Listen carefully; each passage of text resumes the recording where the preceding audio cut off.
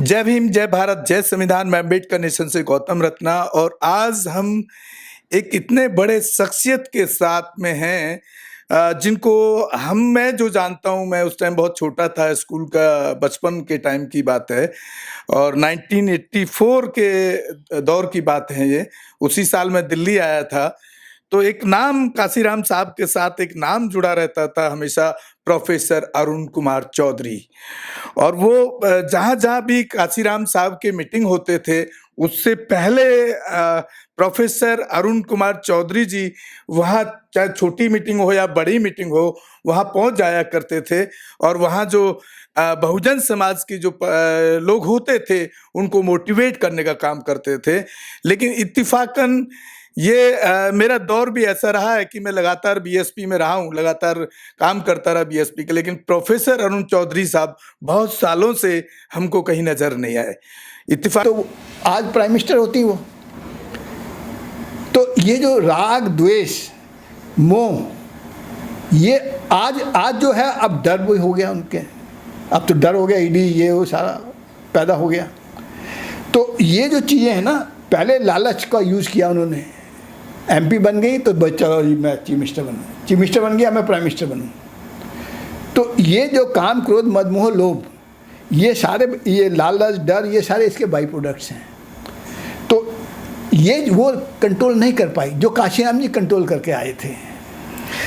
Sir, एक मेरा last question है। एक काशीराम साहब का एक कोट है, जो समाज बिकाऊ होता है उसका नेता भी बिकाऊ होता है, ऐसा कभी कोट साहब काशीराम जी? हाँ, देखो ऐसा वे बार बार बोलते थे साहब। तो ये असल में क्या है कि आप बहुत सारे क्वेश्चन मिक्सअप कर रहे हैं। तो पहले जो अभी दो क्वेश्चन रह गए, एक तो वो शादी वाला जवाब दिया मैंने, दूसरा मायावती जी के मोह माया का, भाई भतीजावाद का, तीसरा पेन का। हाँ।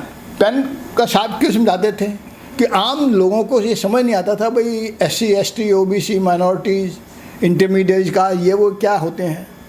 लोगों को ये तो पता था, ब्राह्मण क्षत्रिय वैश्य शूद्र, ये लोगों को पता था, तो वर्ण व्यवस्था के हिसाब से। तो साहब ने पेन को लेके उन्होंने ये बताया कि ये जो है इसमें से ये थोड़े से छोड़ दो, नीचे के 5% लोग छोड़ दो, तो ये सारे ऊपर के ब्राह्मण क्षत्रिय वैश्य हैं।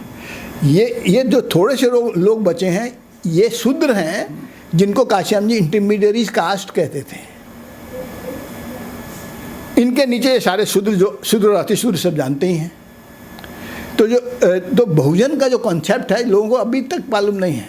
SC ST OBC religious converted minority India and intermediate caste में कास्ट हैं, जाट हैं, इस टाइप के लोग जो है ना, ये इधर के अपना ये बिहार के हैं ना, वो भूमिहार वगैरह, तो ये सारे इंटरमीडिएट कास्ट हैं।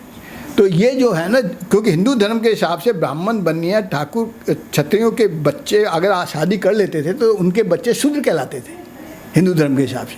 तो बाबा साहब अम्बेडकर ने अच्छी तरह समझाया था ये इंटरमीडिएट कास्ट। तो आज इसका बेस्ट एग्जांपल है, जब इंडिया आज़ाद हुआ था तो कास्ट लोग 35% ब्यूरोक्रेसी में थे, IAS IPS वगैरह, और क्लास 1 जॉब में थे। आज वो 1% रह गए हैं। तो ब्राह्मण समाज ने इनको ठिकाने लगा दिया। तो वो समाज को ये समझाने के लिए भाई ये लोग बहुजन समाज, उनके दरवाजे खुले, वो आएंगे नहीं। कास्ट वगैरह ये जट आसानी से नहीं आएंगे, लेकिन दरवाजे उनके लिए भी खुले, क्योंकि वो भी शूद्र हैं। और बाबा साहब अम्बेडकर तो शूद्र और अतिशूद्र की बात करते थे, महात्मा फुले तो शूद्रों की बात करते थे। तो वो समझाने के लिए पेन का इस्तेमाल करते थे, और जो आम लोगों को समझ आ गया नहीं। अब रही बात, एक जो मैं पॉइंट आपको बताना चाहता हूँ, चौथा पॉइंट, कि काशीराम ने साइकिल मार्च क्यों किया। लोग तो कहते हैं ना कि भाई साइकिल मार्च से प्रचार ज़्यादा होता है, ये होता वो ना, प्रचार ज़्यादा होता है वो तो ठीक बात है, लेकिन काशीराम जी ने क्यों किया। 15 मार्च 1983 को काशीराम जी ने दिल्ली से शुरू किया था और लगभग 7000 किलोमीटर साइकिल मार्च नॉर्थ इंडियन स्टेट में उन्होंने किया। पहले 10 दिन दिल्ली से लेके सहारनपुर तक मैं भी उनके साथ छुट्टी लेके उनके साथ में गया था।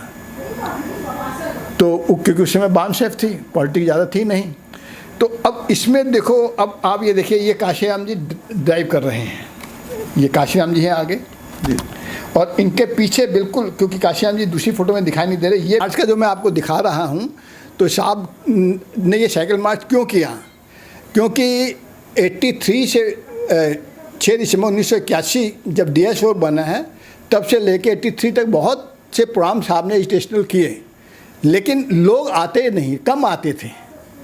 अब और उस समय क्या है कि जो मनुवादी लोग हैं जी। तो ये लोग अपने बसें टेम्पू वगैरह नहीं देते थे। हमारे लोगों के पास कारें तो होती नहीं थी उस समय। जी।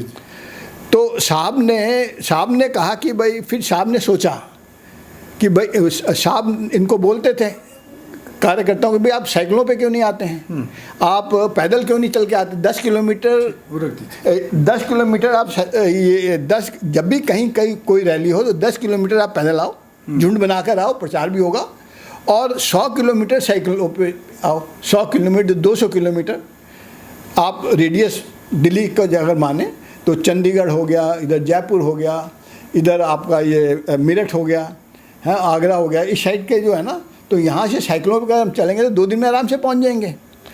तो लोग कार्यकर्ता सुनते थे, आगे लोगों को कहते थे, लेकिन लोग मानते नहीं थे। तो फिर साहब को गुस्सा आया, फिर सोचा उन्होंने कि इनको कैसे मैं मजबूर करूं। तो उनका 50 साल की उस समय उम्र थी उनकी, 49-50 साल। तो उन्होंने खुद जिद करके कहते मैं करके दिखाऊंगा पहले। तो उससे लोग कंपेल हुए सोचने के लिए कि अगर ये 50 साल में ये इतने 1000 किलोमीटर चला सकते हैं लगातार, तो हम क्यों नहीं। तो उसके बाद साइकिल मार्च हमारा ज़्यादा शुरू हुआ था। सर, ऐसा सुनने में आता है कि प्रोफेसर अरुण चौधरी उस टाइम PhD कर रहे थे, और ये मिशन मूवमेंट कहीं ना कहीं उसके पीछे एक मैं समझता हूँ कि रुकावट बना, जिसमें उनका एक PhD होते होते रह गया इसके पीछे, ऐसा मेरे को सुनने में आता है। ऐसा है कि क्योंकि टाइम आप लोगों के पास कम है, क्योंकि आपकी बातचीत से, रिकॉर्डिंग से के बीच में आपका फ़ोन आया था, तो वो कोई इंतजार कर रहे हैं आपका। तो ब्रीफ में मैं बताता हूँ कि जब मैं काशीराम जी से 78 में जुड़ा था, तो मैं 1976 में लेक्चरर था जिस कॉलेज से मैं रिटायर हुआ हूँ, प्रिंसिपल। तो फर्स्ट जॉब वहीं पे थी। तो हमारा जो कॉलेज था वो छोटा कॉलेज था, जिसमें 50% SC/ST के स्टूडेंट्स आते थे। तो हमारे बच्चों को वो पढ़ाते नहीं थे, आए ना आए अटेंडेंस देते थे, हाँ, और फर्स्ट डिवीजन का सर्टिफिकेट देते थे, लेकिन पढ़ाते नहीं थे। मैं पहला शेड्यूल कास्ट लेक्चर गया, तो वहाँ पे काफ़ी हंगामा, मेरा बहुत गुस्सा आता था, झगड़ाबाजी होता रहा। तो उससे पहले कालीचंद गौतम जी थे, काशीराम जी से पहले कालीचंद गौतम जी थे, बाद में डॉक्टर धर्मकीर्ति इनको कहते हैं, दिल्ली गवर्नमेंट से एडिशनल डायरेक्टर रिटायर हुए थे। तो एजुकेशन से, तो उन्होंने मेरे अंदर ना बाबा साहब अम्बेडकर के, महात्मा फुले, भगवान बुद्ध के बीज डाल दिए थे। तो अब जो भी कोई गलत काम बोलता था तो मैं उससे झगड़ा करता था, मैं पढ़ाता था। उसी समय एक राम स्वरूप नाम का लड़का था, उसने कहा कि साहब आप काशीराम से मिलो। ये बात कब की बता रहा हूँ, 77-78 के शुरू की बात बता रहा हूँ। तो मैंने कहा भाई काशीराम जी कौन है, कहते हैं उनको भी ऑफिस में ऐसे ही हुआ था, तो उन्होंने वो करके अभी बहुत अच्छा काम कर रहे हैं। तो मैंने कहा कैसे मिले, कहते मेरे फादर उनके साथ लगे हैं, उनके फादर का नाम सदाराम था। तो सदाराम जी के साथ जाके मैं काशीराम जी से 78 में मिला। जब मैं उनसे मिला उस समय मैं PhD रजिस्टर्ड था दिल्ली स्कूल ऑफ इकोनॉमिक्स से। उसके बाद लेक्चर तो मैं 76 से था, 75 में मैंने MCOM किया दिल्ली स्कूल ऑफ इकोनॉमिक्स से। 73 में मैंने श्रीराम कॉलेज ऑफ कॉमर्स से BCom ऑनर्स किया। 75 में लेक्चरर MCOM किया, 76 में लेक्चरर बन गया, और 76 में ही PhD रजिस्टर हो गया था। तो मैं PhD कर रहा था जब लेकिन कॉलेज में बड़ा हंगामे होते थे कास्ट के बेस पर।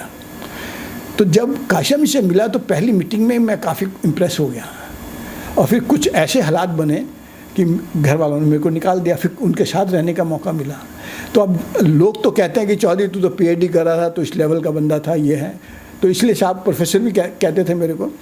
तो पुराने टाइम में ना जो लेक्चर, स्कूल के टीचर को लेक्चर नहीं कहते थे, PGT को लेक्चर नहीं कहते थे। तो जो कॉलेज में पढ़ाता था, जो 12वीं से ऊपर के बच्चों को लोग रफ में प्रोफेसर बोल देते थे। तो यानी हाँ, तो अब क्या हुआ कि जब साहब के साथ मैं मिला, तो तब मेरे को समझ आया कि ये अगर मैं आज मेरे को समझ आता है कि मैं तो बहुत फॉर्चुनेट हूँ जो साहब से मिल के मैं उस लाइन में नहीं गया। अगर मैं पीआईडी हो जाता तो हो सकता इतनी ईगो आ जाती, मैं इतना काम ही नहीं कर पाता। अभी पूरे इंडिया के अंदर लोग जानते हैं कि मायावती के बाद अगर इस समय कोई एक्टिव है, चाहे मैं साइलेंटली हूँ, क्योंकि मैं काशी राम जी के उस थॉट को मैं अच्छी तरह समझता हूँ कि we will develop in spite of the press, in spite of the publicity. Money media mafia के बगैर हमने सोशल मूवमेंट खड़ा करके पॉलिटिकल पावर लेनी है। तो मैं साइलेंटली काम कर रहा हूँ, कोऑर्डिनेशन कर लिया, और मेरे को पूरी उम्मीद है कि 2024 में जो लोकसभा का इलेक्शन आएगा, एक तरफ नीतीश कुमार जी लगे हैं, तो मेरे को लग रहा है कि वो नेशनल लेवल पे लाइक माइंडेड लोगों को, जो बहुजन समाज के जो लोग हैं या लीडर्स हैं, तो उनको इकट्ठा कर लेंगे। और कुछ हमारे जैसे भी लोग लगे हुए हैं, मेरे साथ भी लगभग 50-60 एक्टिव लोगों को मैं भी जानता हूँ जो सोशल और पॉलिटिकल मूवमेंट में लगे हुए हैं।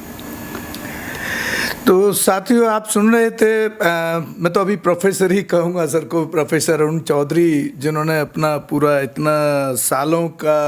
इतने साल उन्होंने साहब काशीराम साहब के साथ लगाए, और अभी रिटायरमेंट के साथ approximate 70 years senior citizens old में भी उनको समाज की टीस है, समाज को जागरूक करने की टीस है, समाज को दोबारा से कहीं ना कहीं मजबूत करने की उनके अंदर एक जज्बा है। उसके लिए वो कोशिश उनके लगातार जारी है, और हम उम्मीद करते हैं कि अरुण साहब के साथ में जो साहब काशीराम जी के साथ जो उनके एक्सपीरियंस हैं, उनको हम आप तक लगातार पहुंचाते रहेंगे।